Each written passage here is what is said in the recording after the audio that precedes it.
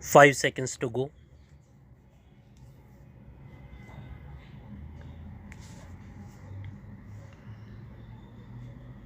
Start. May I refer briefly to the question of the state's reorganization, which has been discussed here during the last 4 days. I have been greatly distressed about much that has happened. It has caused me much unhappiness and produced in me a sense of failure which I do not often have. However, what has worried me and distressed me most is not so much the actual occurrences as the growth of a spirit of violence all over the country, or at any rate in parts of it. The attempt to settle problems by violent methods is, I think, very bad for this country, regardless of the merits of any cause. Once you enter the region of trying to settle problems by violent methods, you go towards something that is perilously near to civil war. Our country, with all its faults, has shown to the world a certain stability, certain peace, a certain measure of progress, and thereby established a certain reputation. This reputation is based on some fundamental characteristics. If we enter the region of violent explosions simply because dislike this thing or that, then we lose not only our reputation but something much more important than that. Are we going to become the type of country where every other month one hears of some kind of a violent revolution? That is not democracy but something which is the very reverse of democracy. Apart from that, it is a complete denial of any idea of measured or ordered progress.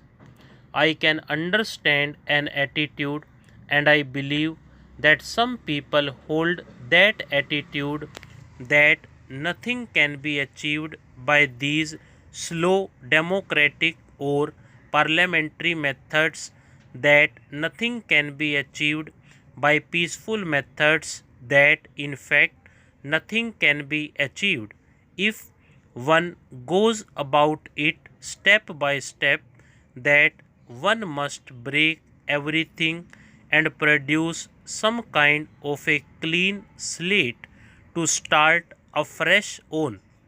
I do not agree with such an attitude. I think it is a matter for the Lok Sabha to consider very carefully where all this is leading us to, quite apart from the state's reorganization report. In great cities and elsewhere, there are always anti-social elements, gundas and the like. One can deal with them if society generally disapproves of them, as it does. But when society approve of violent methods, then the gundas can immediately have the chance of their lifetime. The major question in India today, internally speaking, is this: what is going to be our policy in regard to this growing violence? I am not afraid of the violence of the hooligan, but of the spirit of violence.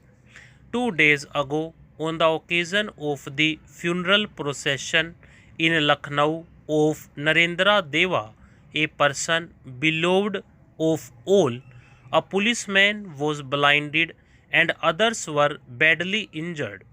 Why should this happen?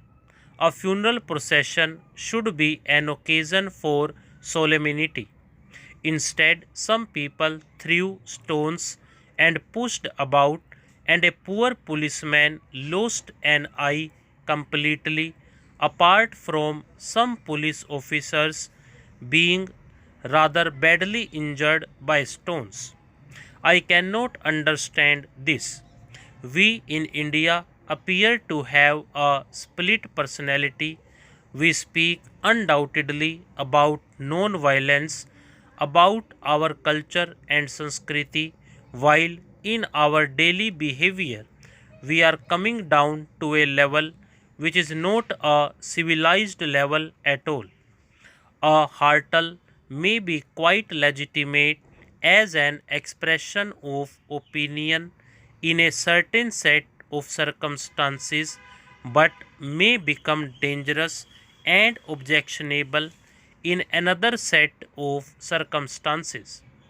And I say that at the present moment, with these big tensions and bitterness prevailing in various parts of India, it is not patriotic, it is not wise, it is not reasonable to do anything which may lead to violence, even if the government is at fault. May I say a few words about the state's reorganization business? Slightly less than 2 months ago, we discussed the matter in this Lok Sabha. There was a very full debate, and I ventured to give expression to my own approach to this question then too. As I have watched developments in various parts of the country, I have been troubled not by this occurrence or that, but by the atmosphere that is being gradually created. The main problem before me has been how to meet the challenge of the growing violence and bitterness. How can we possibly check it? How can we possibly soothe it?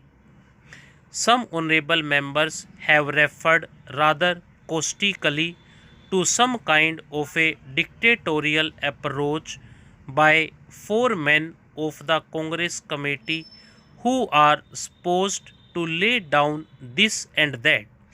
What exactly is the procedure we followed? I referred to it on the last occasion and to the multiplicity of these problems. I also pointed out that the problem usually was not one between the central government and a certain group or a certain state, but between two groups or states. Take this issue of Bengal and Bihar.